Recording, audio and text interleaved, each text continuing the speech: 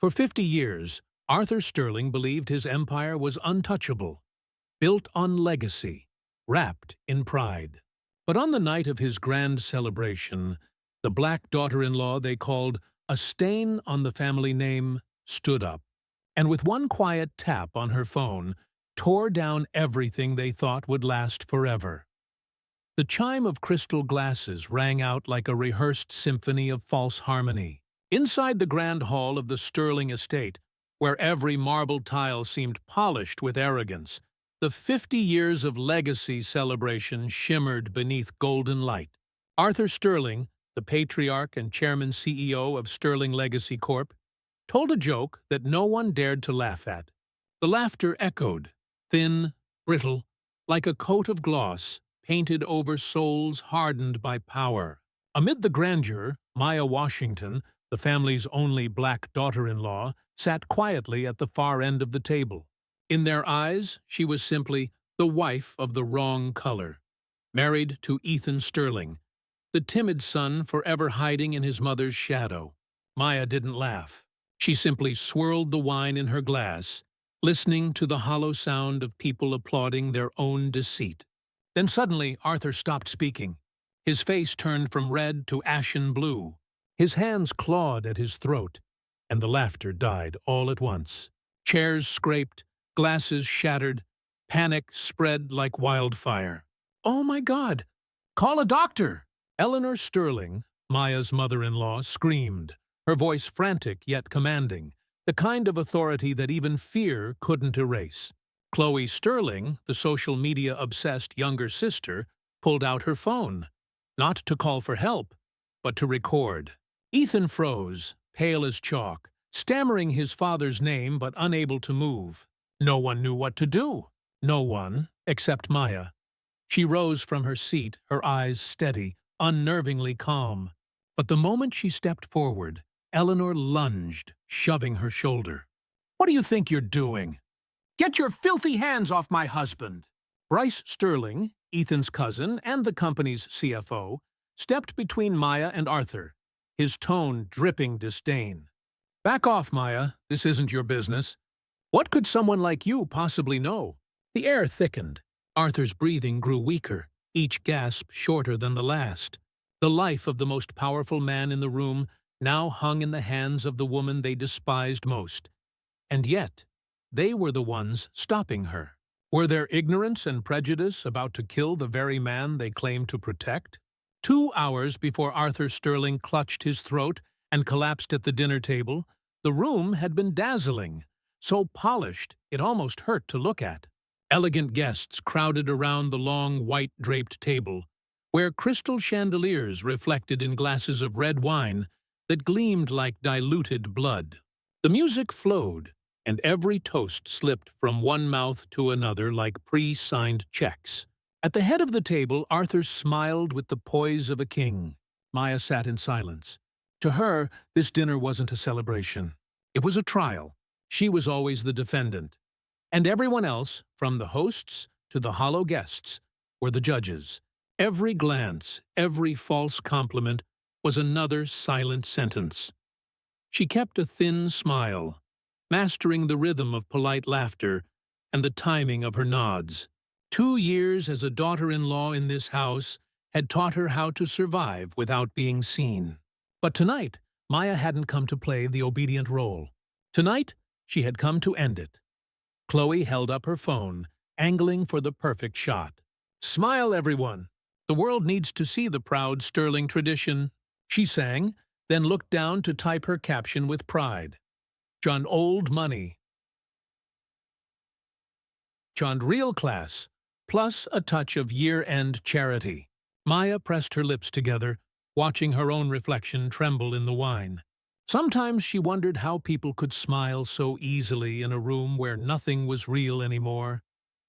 Eleanor tilted her head, her tone smooth as silk but cold as marble.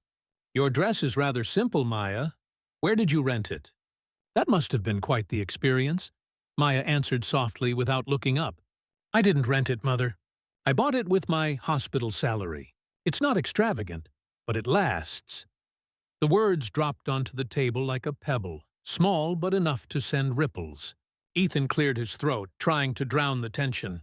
"Come on, Mother," he murmured, his voice as small as his courage. Maya glanced at him. No anger, only quiet sadness. She had once loved that gentleness. Now she saw it for what it was. Weakness wrapped in courtesy.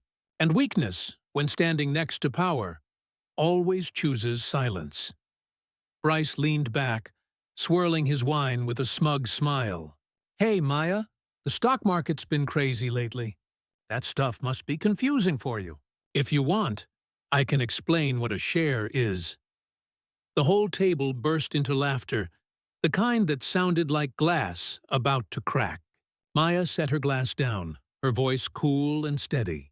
"Thanks, Bryce, but I think I understand it quite well, especially the kind of shares being traded under the table." The laughter died. Bryce froze halfway through a grin. "What did you just say?" "Nothing," Maya replied, eyes still on her glass. "Just an observation." Bryce forced a chuckle, convinced she was bluffing. He didn't know her master's thesis at Harvard was on corporate valuation and family conglomerates. She had read every Sterling Legacy Corp report from the past 20 years. She knew this company better than he ever would. Ethan leaned closer, whispering, "Maya, please, don't." "I know exactly what I'm doing," she said quietly, her tone firm enough to make him flinch. In the small clutch beside her hand, her phone was already recording. 6 months. That's how long she had been gathering evidence. Every call, every email, every conversation, to rearrange the board they thought they owned. On that fateful night, she had walked past Arthur's office. The door was slightly ajar, blue light spilling onto the wooden floor. She heard his voice. "Fire all the black workers at the southern plant. Blame the economy. We'll still get government subsidies." Then came Bryce's voice, slick and gleeful. "Brilliant, Uncle. I just donated to Senator Peterson's campaign. That government contract is as good as ours." Maya had stood there in the dark, her heart pounding like a drum. She remembered her father, the man who once worked in that very plant, fired without a word. That night, she didn't cry. She simply understood that silence would make her complicit, and Maya Washington, no matter how much they looked down on her, would never live as an accomplice to injustice. "How's work these days?" Eleanor asked again, her tone still sweet but laced with poison. "Or are you busy with those little projects of yours?" Maya smiled faintly. "Still the same, Mother. A small project, but it's growing." No one at that table knew that her small project was Phoenix Rising Group, the mysterious investment fund managing over $1.5 billion. Not even Ethan knew that she was the one running it. Bryce propped an elbow on the table, smirking. "You should be grateful to be here, Maya. Not everyone gets a seat at the Sterling table." Maya met his gaze, calm and unwavering. "You're right, Bryce, not everyone does. But when you're not invited to a table, you learn to build your own."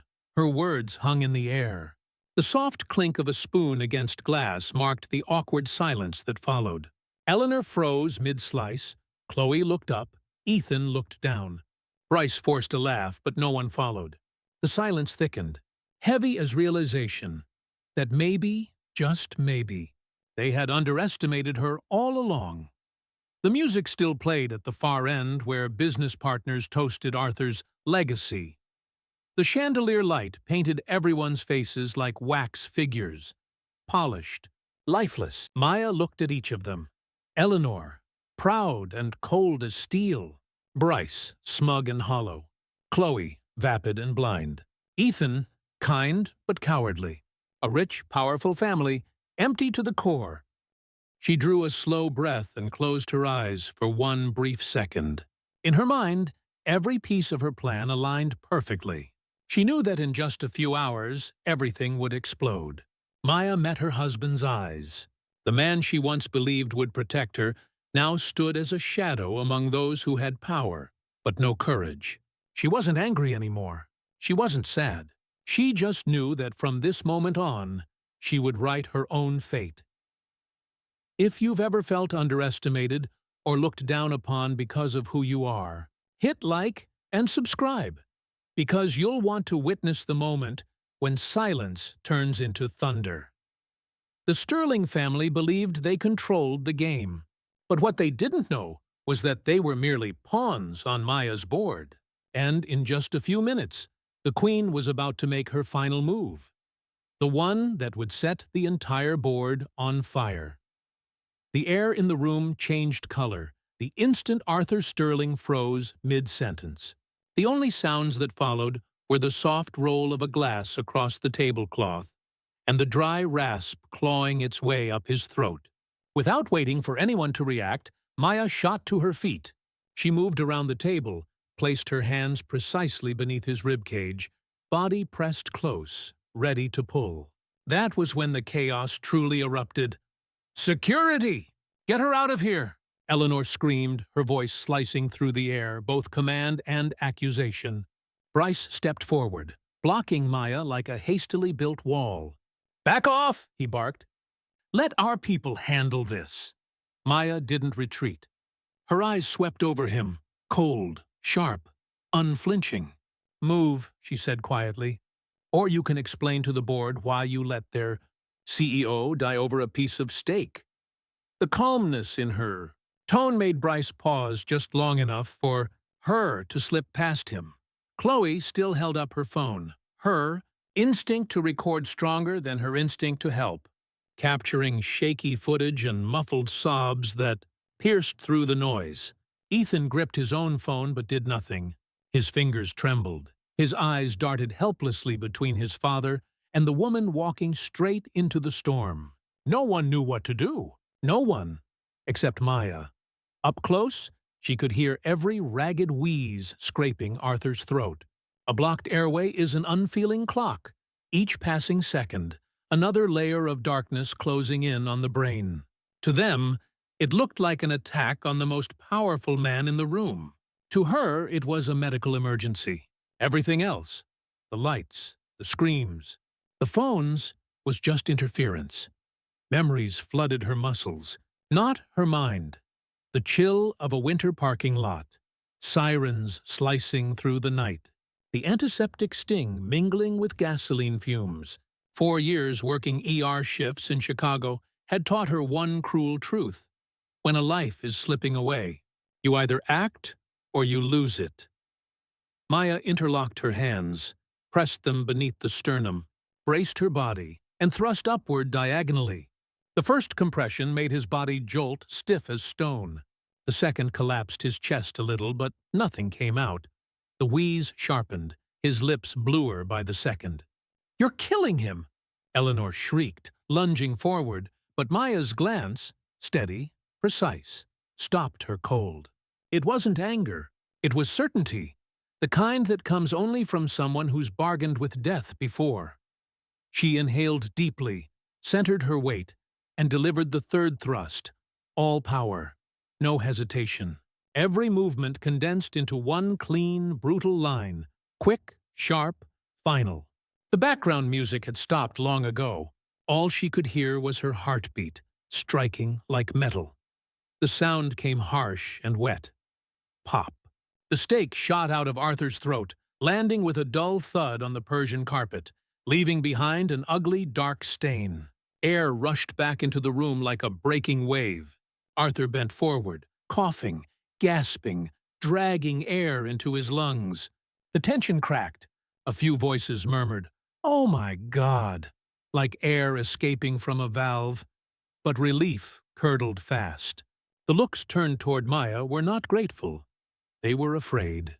Eleanor clutched her husband, pulling him away as if Maya carried contagion.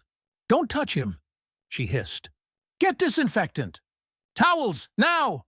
Bryce scowled at the stain on the rug. "Perfect. Now it's a biohazard." Chloe finally lowered her phone, eyes glued to the screen as if she couldn't believe what she'd recorded. Ethan took half a step forward, his mouth opening then closing again, as if a thank you had tried to escape, but got strangled by habit. Shame flickered in his eyes. "Maya," he whispered. but the word died on his tongue. Unable to defend her, he bent down, pretending to wipe a wine spill, a coward's ritual of avoidance. Maya stepped back, leaving room for the family to swarm their patriarch. Her pulse still thundered, but her hands were steady. She didn't need gratitude, only recognition. Yet all she saw in their eyes was a strange, primitive fear. Fear of someone who had done what they never could, snatch life back from death's hands. Arthur straightened, his palm still pressed to his chest, breath rattling like it had crawled up from a grave. For an instant, Maya thought she saw confusion in his eyes. Something human, something almost soft, but it vanished quicker than glass shattering. His face hardened again, cold, proud, imperious, as if power itself were his only oxygen. He cleared his throat, voice raw, yet heavy enough to silence the room. "Security!" he rasped, gaze locked on her. "Get her out!" Each word fell slowly and deliberately, like stones rebuilding the wall between authority and humanity. No one spoke. Eleanor nodded, grateful for the return of order. Bryce tightened his tie, avoiding Maya's eyes. Chloe stood frozen, phone limp in her hand, camera still rolling but too afraid to raise it. Ethan managed only a small "Dad!" before Arthur's glance sliced the air and shut him down. Maya didn't move. Her spine was straight, her eyes clear as glass. She had just saved his life, and in return, he stripped her of the right to exist in the same room. But she didn't tremble, didn't cry, didn't rage. What filled her was silence. The silence of someone who knows that gratitude is the rarest luxury in a rich man's house.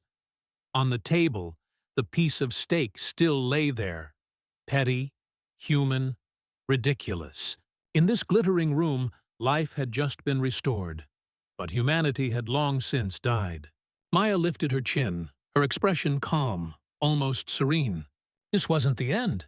It was only the beginning. No one breathed. Arthur's orders still lingered in the air like a blade that hadn't been pulled out. "Get her out of here." But Maya didn't move.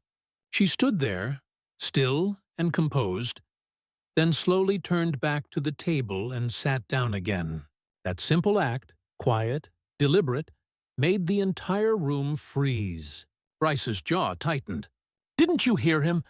Get out before I—" "No," Maya interrupted softly, her voice calm as silk. "The dinner has only just begun." She took a sip of water, the faint clink of glass echoing like a signal. Then she pulled out her phone and tapped the screen once. The giant TV behind Arthur went black, the golden reflections of the chandeliers flickering across confused faces. Moments later, the screen came back to life. Not with the Sterling anniversary video, but a breaking financial broadcast. The headline slashed across the bottom like a knife. "Breaking: Phoenix Rising Group withdraws $1.5 billion from Sterling Legacy Corp., citing irreconcilable ethical differences."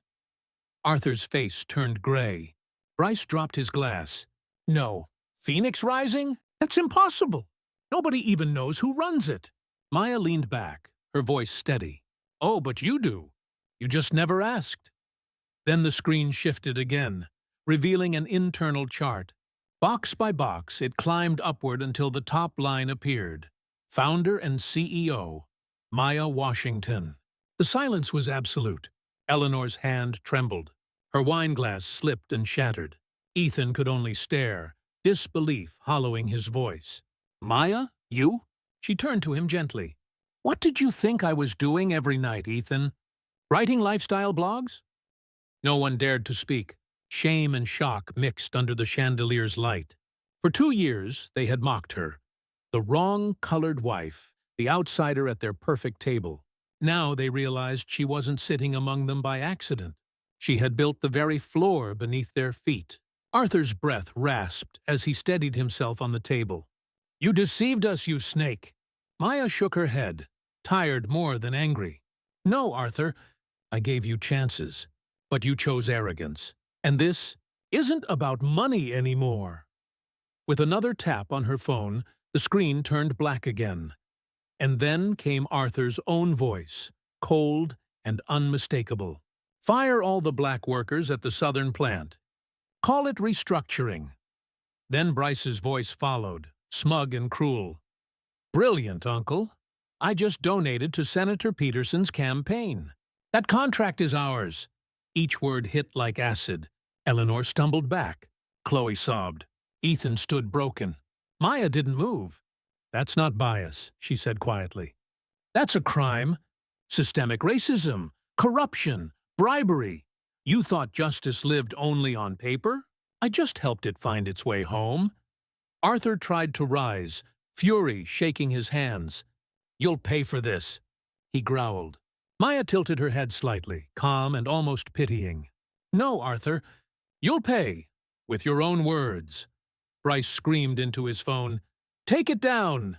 Delete everything! But it was too late. The story had already gone viral. Eleanor's voice cracked. You recorded us? Maya gave her a faint smile. No, you recorded yourselves. I just pressed save. Then she rose, eyes clear, voice soft but final. I never wanted revenge.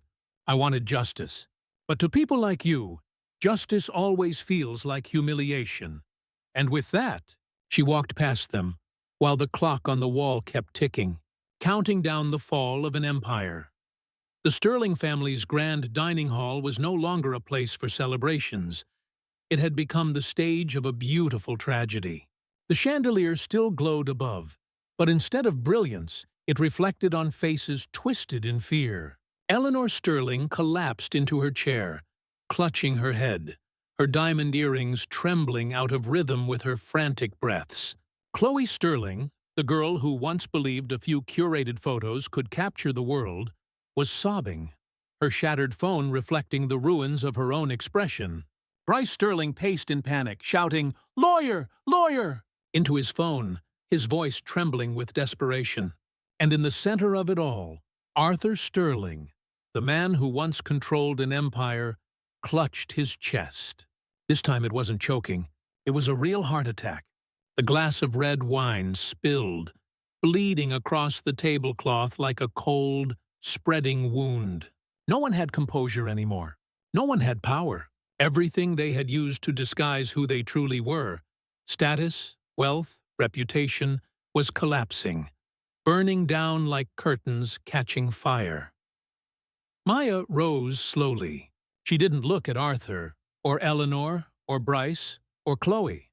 Her eyes found only Ethan, standing motionless among the ruins, his face as pale and empty as a melting wax statue. Her voice rang out, calm but echoing like a bell struck in a storm. This isn't revenge. This is balance. You built an empire by stepping on others. Today, I'm using those same bricks to build a legacy. She lifted her phone and tapped once. On the screen behind her, a live news banner appeared. Phoenix Rising Group donates $1.5 billion to the Washington Legacy Fund, supporting scholarships and small business grants for communities harmed by Sterling Legacy Corp. Over the past 50 years. Her gaze lifted. Her tone remained steady, unshaken. That's where the money will go. Not to destroy you, but to start again. I didn't take your fortune. I returned it to those you stole it from. Silence filled the room. They couldn't respond, because how could those who lived on mountaintops speak when they were already falling? Eleanor's voice cracked. You'll ruin everything. You don't know what you're doing. Maya's reply was quiet, almost kind. Oh, I know exactly what I'm doing. It's you who never realized your greed could kill your husband, your children, and your entire empire. Arthur tried to steady himself, his hand gripping the edge of the table, but control had already slipped from him forever. Outside, sirens wailed. Red and blue lights flickered against the tall glass walls. Someone had called 911, but it was too late. Ethan grabbed Maya's hand, panic flickering behind his eyes, but also a final glimmer of calculation. Maya, why? We could have had everything. My family's fortune, your talent. Don't throw that away. She looked at him for a long time. In her gaze, there was no love left, no hatred, only quiet sorrow and pity. "I did love you," she said softly, "but I loved the man I thought you could become, not the one standing in front of me now." Ethan lowered his head, silent. Maya gently pulled her hand away.